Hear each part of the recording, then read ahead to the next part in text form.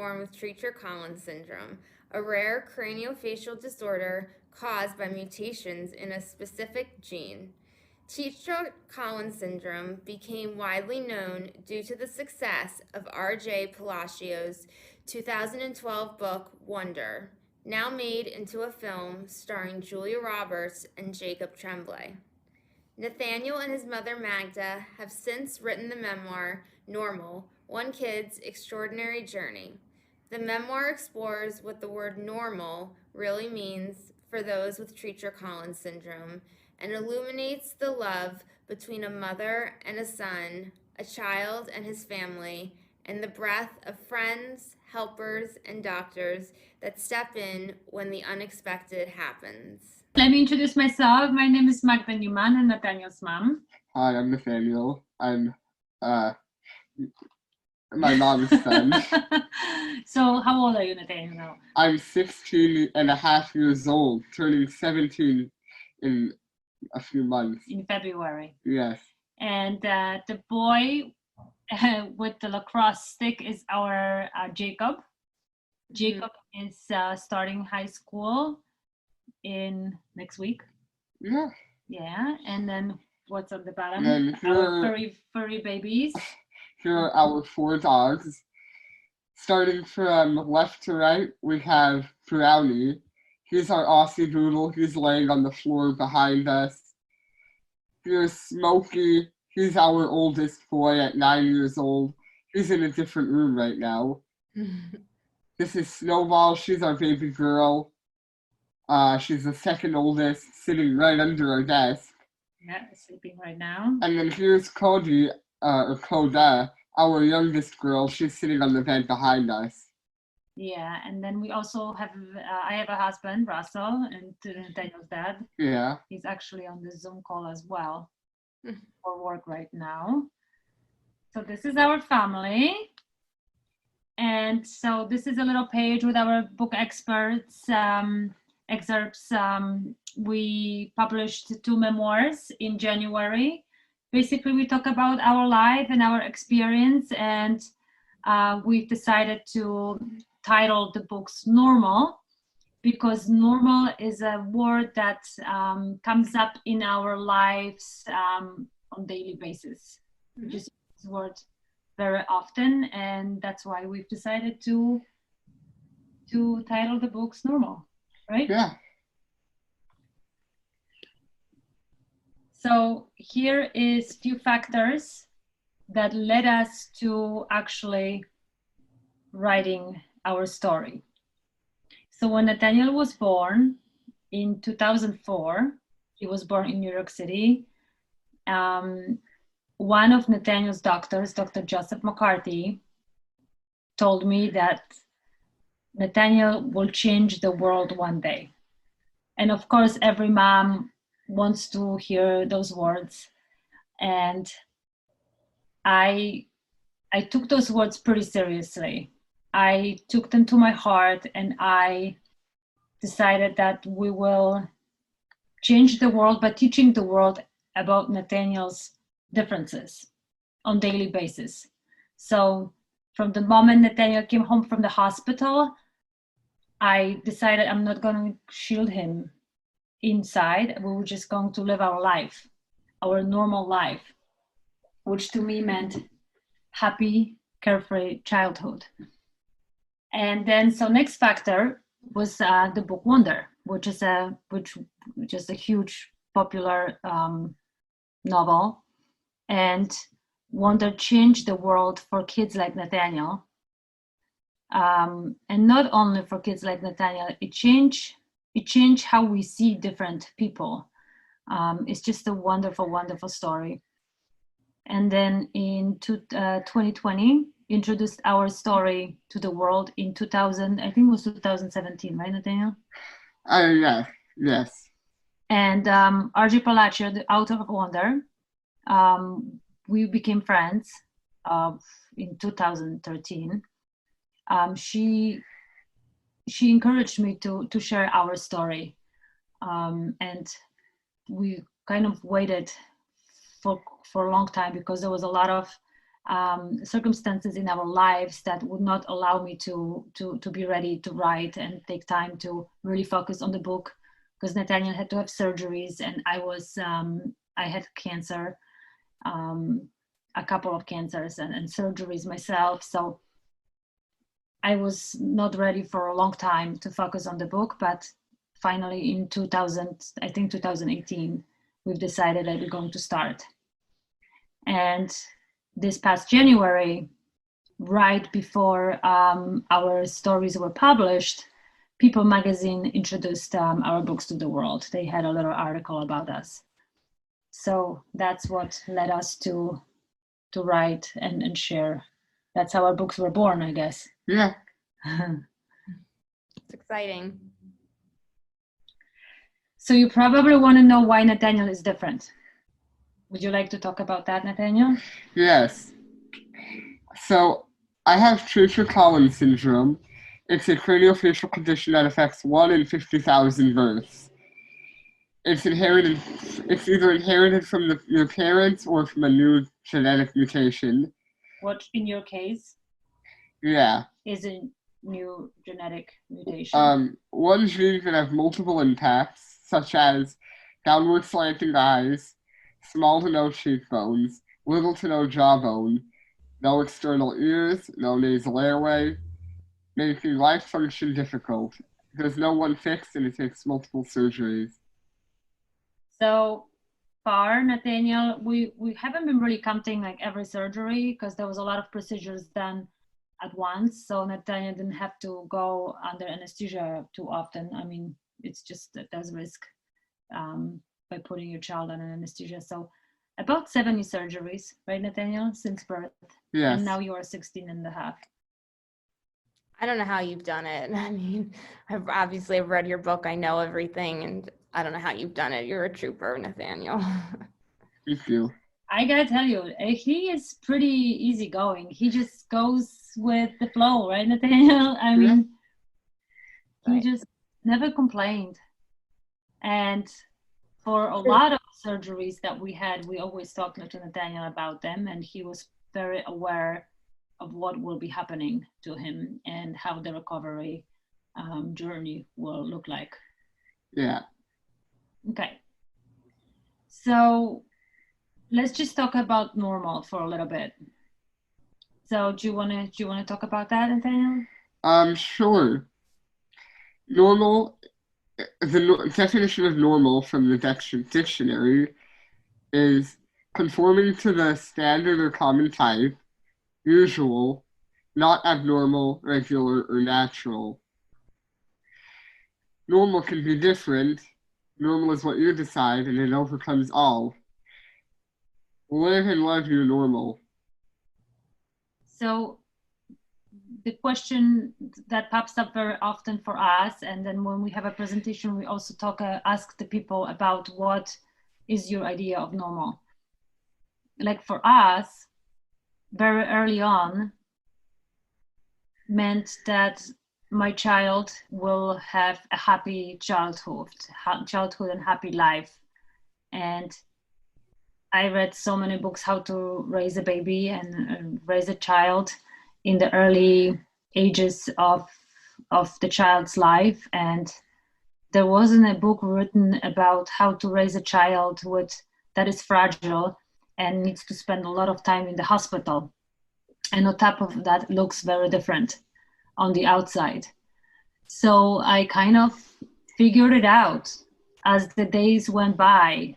For me, the goal was to make sure that I will never treat him that as a different child. I would treat him as a normal child, because to me, it's my child. That's my normal. And so when we look at it, I'm sure, Nathaniel, you don't remember when you were a baby, but we used to go to playgrounds, and Nathaniel used to do all of the things and reach all of the milestones that a child without Treacher Collins would reach as well. And that was our normal. So even today, we were talking about what normal means to you. And Nathaniel, what did we talk about? that your life, it changes, right? Your normal changes. It could change every day. It could change week from week. Like right now, Nathaniel drives a car, right? So that's your normal part of of a day. I make him practice. Mm-hmm. So what else do you do? Like, what is your day is your normal, the way you live your life, right? And I feel like because of COVID-19, we are adjusting to our new normal as well, right? So our life changes, but we are human beings, we can adjust. As long as you are happy with what you do and how you live your life, I think that's great. Mm-hmm. Yeah. I would agree. Uh-huh. So here we have a few friends that are a part of this organization called Children's Craniofacial Association, which is an organization that is it just connects families with craniofacial differences from basically all over the world. And they meet once a year and during the retreat, and they share their stories and resources. So here is Morgan, and Morgan has craniosystosis. And what normal means to Morgan is that she loves musical theater and the stage. So her differences did not stop her to do what she wants to do and what she loves to do. And Morgan also had many surgeries. So here's Ian. Do you want to talk about Ian? Yes. Ian was born with Treacher Collins syndrome. To him, normal means playing Magda fence on the lacrosse field. And PJ was also born with Treacher Collins syndrome. And to PJ, normal means going to the beach with his family.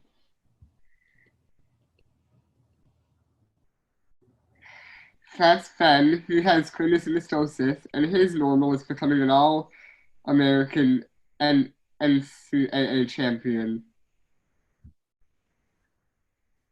And here's Peter. And Peter was born with golden horse syndrome. And Peter, normal means rocking his guitar as a part of the School of Rock All-Stars. Pretty amazing. He's a pretty talented person.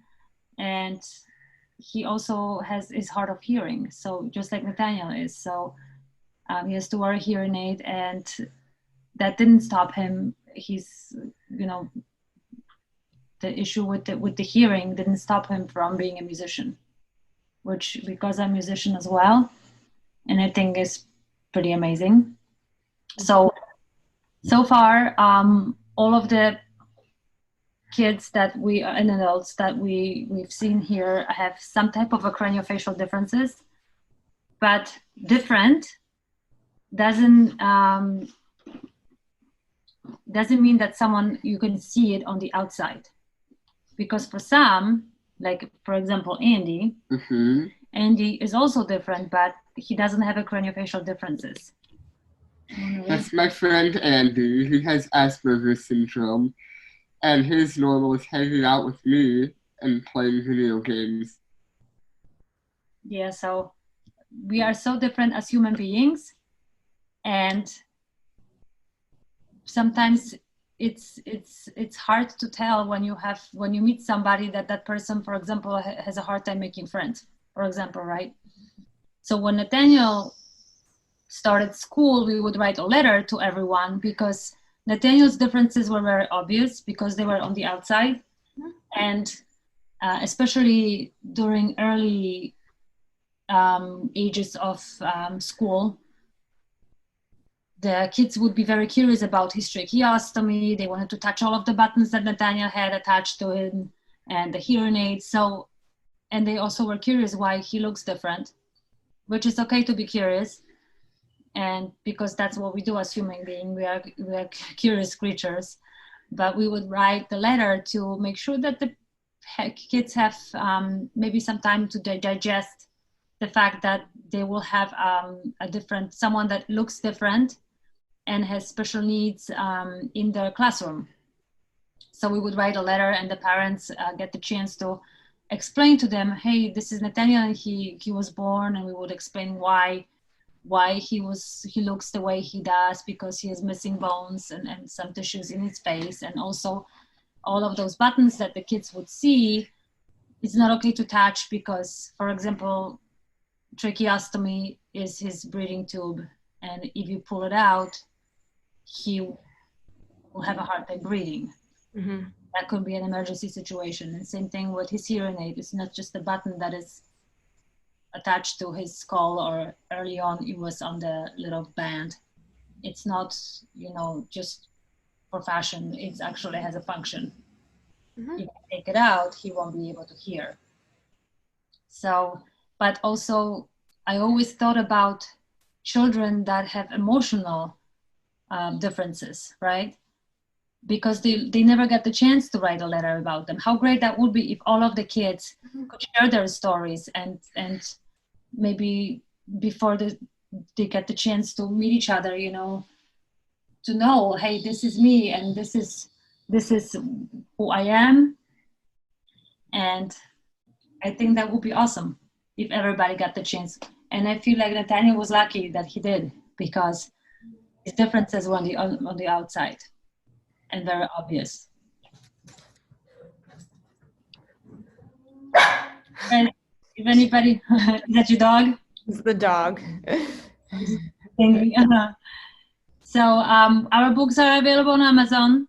If you guys would like to buy them, that's great. And then if anybody wants to learn more about how children and families are impacted by facial differences, everybody can visit Children's Craniofacial website, www.ccakids.org.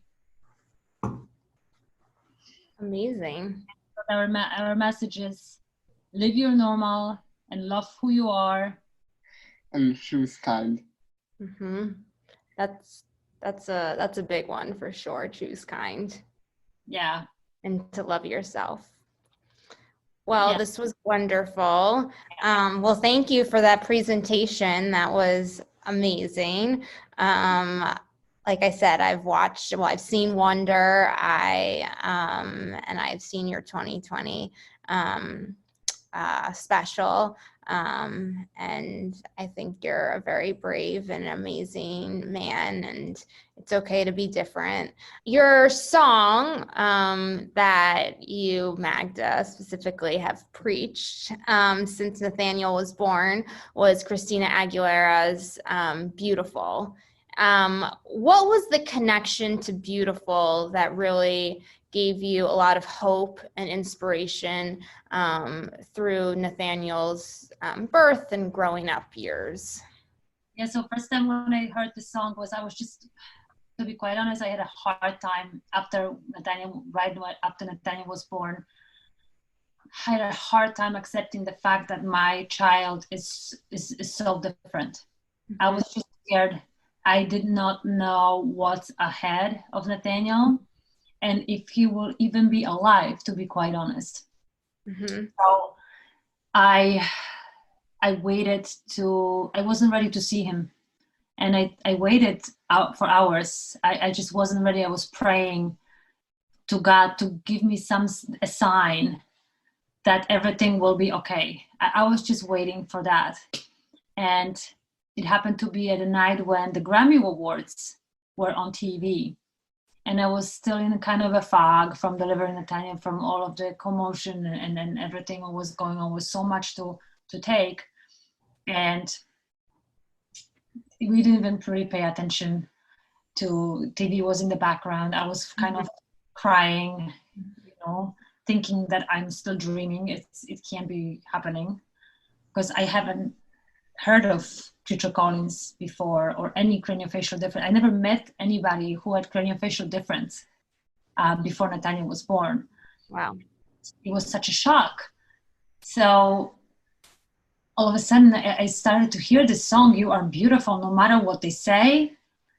And I turned my head and I see this woman dressed in black on empty stage, on her knees, speaking to me. through that song. And the words were so powerful in that moment that I realized, oh my gosh, this is the sign from God. Mm-hmm. That you don't have to be beautiful even on, it's a shell that we have. Beauty comes as accident, just like Treacher Collins comes as an accident, you know. But I have this beautiful soul, this beautiful child waiting for me to take him in my arms. So after the song was over, I looked at my husband and I said, I'm ready. I had chills while I was listening to the song till this moment. Every time that song is on the radio or I listen, you know, it's just a powerful message for me. So I have a personal experience with that song. So we would play it very often during Nathaniel's birthdays or when we were travel, and very often I have it on my playlist, and I just love listening to this song. It's a beautiful song. I mean, I haven't listened to it as much aside from, you know, watching your specials in a while, but it's certainly on my playlist too. And it's, you know, it's inspirational, especially for you guys. Now, how, Nathaniel, has this song been an inspiration to you, if any? And it's also worth mentioning that you did meet Christina Aguilera, and she sang the song, which was probably an amazing and fun experience. But what does the song mean to you? As Be honest, Nathaniel. To be honest, I'm not really sure what it means to me, since that's okay. I feel it had more of an impact on my parents than me. Okay. And that's okay. I didn't know sometimes there is, you know, an impact also on the child. Sometimes there's not. So that's okay. So for you, Nathaniel, I mean, as we've spoken about, you're very brave and you have so much courage, and, you know, you advocate for people, and, you know, you've met other people with Treacher Collins and other craniofacial differences. How have you acquired this courage and bravery? I feel like I couldn't say I would be able to pinpoint when or how I got it. I think it was just something I just grew up like fostering, you know. But yeah, I don't really know if there's a time or a way I really gained it. You know? Nathaniel, do you see yourself as someone different? No, I don't see myself different. See, that's why he's just being himself, and if he amazing. Well, because I mean, it's something that clearly, obviously, my organization preaches is that, you know, obviously from a physical standpoint, you're different than, you know, obviously your brother or your parents or your friends and so forth, but you're able in so many different ways that being different is not really anything. It's normal for you. Yeah. And so we've always talked that Treacher Collins doesn't define who Nathaniel is. Right. No, and it doesn't, and it shouldn't, and you know, but honestly, it took a lot of work for us as parents, especially during these early times. That's when I talk about normal and the goal was to make sure that he leads the life like every other child out there that is not about Treacher Collins. It was sometimes a hard thing to do because we took a lot of risks. For example, like going to the playground, I took a risk of the trach falling off, right? So I had to make sure that I'm trained to put it back on. Same thing with, you know, the hearing aid falling, or even going to the beach. It's not the ideal, or even going to the pool, you know, I will still let him do it. But I always want to make sure that there's no hazard there, like he doesn't go too far so he can, you know, drown or get water in his trach. So we do risky things, risky for Nathaniel that would be not risky for a child that is not affected by Treacher Collins. Right. No, of course. And I think it also should be worth mentioning that, you know, with swimming, you had a surgery where you're not wearing a trach anymore to help you breathe, correct? Correct, yes. So, and that helps you with swimming. And I know that's probably very liberating, or was especially liberating post that surgery. I know that was very scary for you, and I mean for your parents and brother, because it's not always a successful surgery, but you obviously pulled through, which is amazing.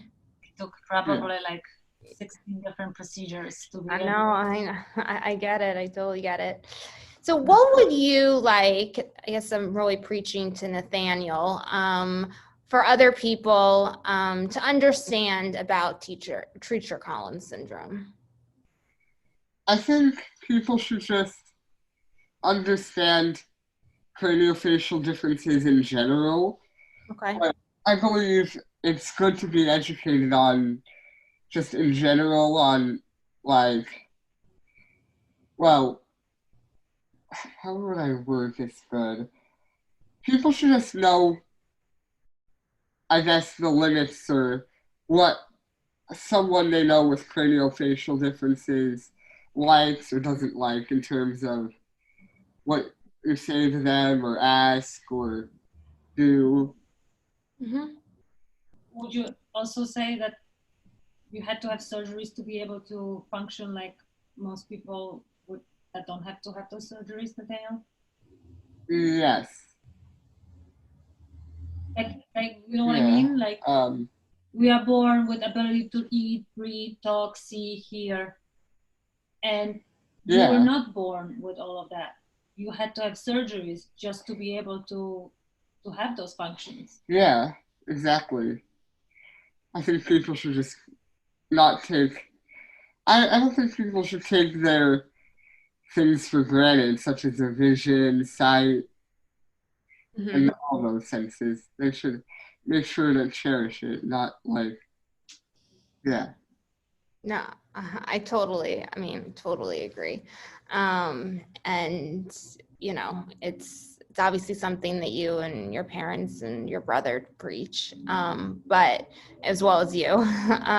But you know, it's definitely a message that really, I think continues, and you guys will continue to preach, and hopefully it reaches the entire world who's affected by differences, but then also people, you know, who aren't and kind of take for granted certain things.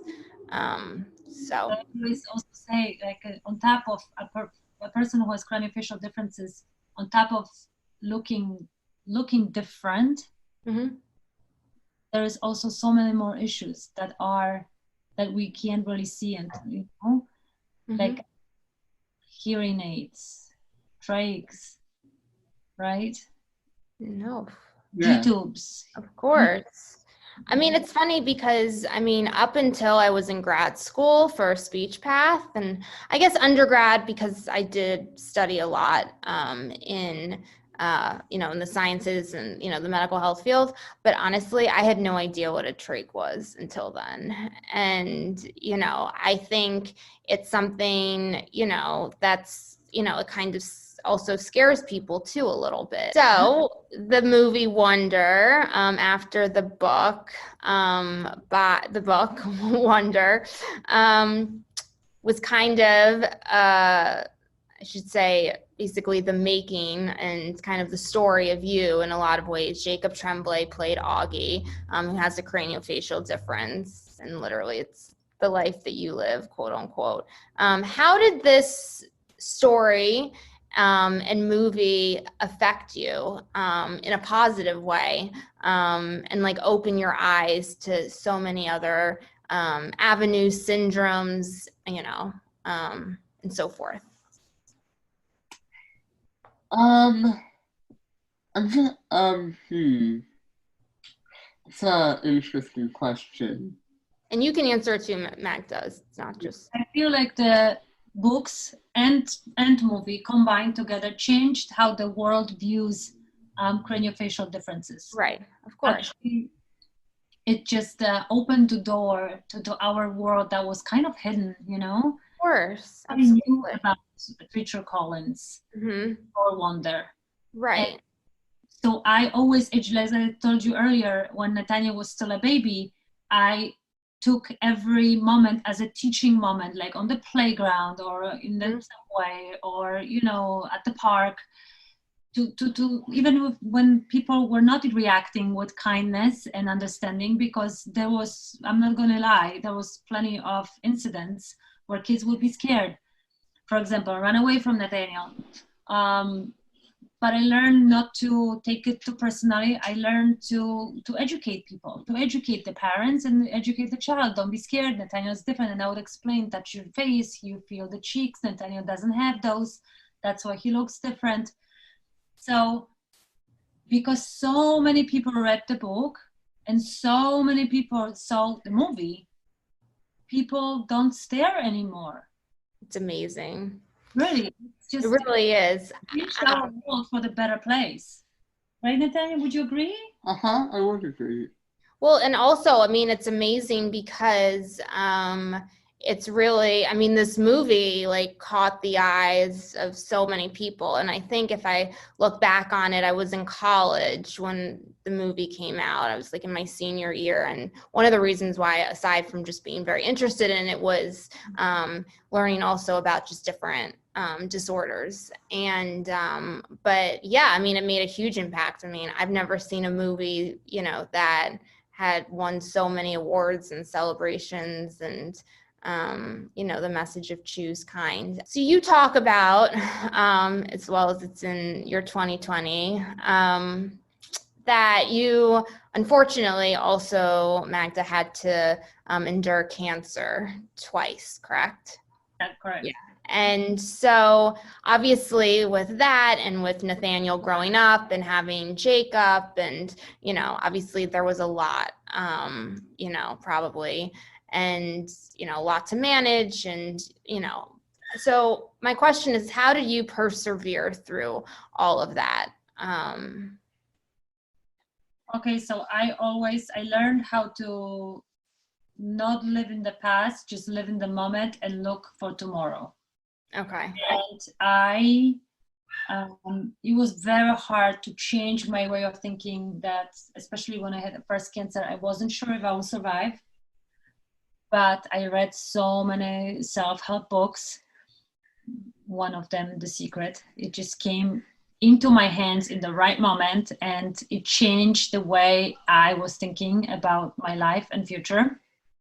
And I just decided that I will live, because I have kids to take care for.